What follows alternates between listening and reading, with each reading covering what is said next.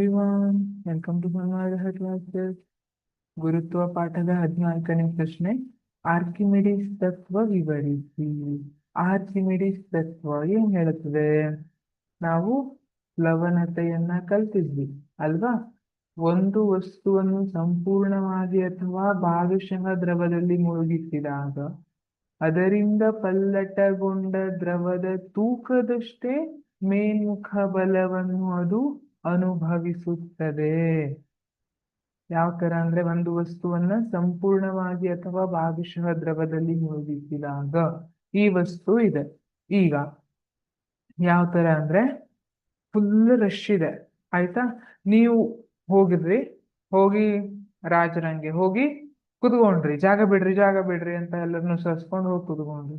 ಈಗ ನೀವು ಕುತ್ಕೊಂಡಿದ ತಕ್ಷಣ ಆ ಜಾಗದಲ್ಲಿ ಇಷ್ಟುವರೆಗೆ ಯಾರು ಕುತ್ಕೊಂಡಿದ್ರು? ಅವ್ರು ಆ ಕಡೆ ಈ ಕಡೆ ಸರಿಯೋಂಗಾಯ್ತಾ? ಈಗ ಏನಾಯ್ತು? ಆಲ್ರೆಡಿ ಕುತ್ಕೊಂಡಿದ್ರಲ್ಲ, ಅವ್ರಿಗೆ ನಿಮ್ ಮೇಲೆ ಸಿಟ್ಟು ಬಂತು.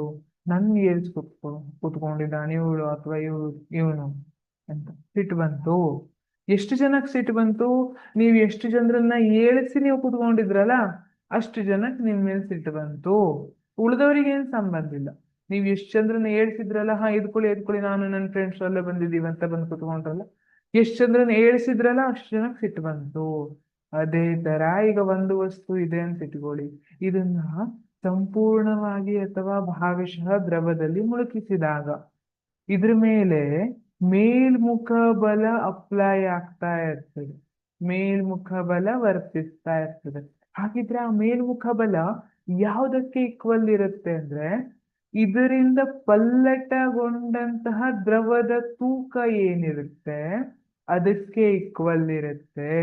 ಹೇಗೆ?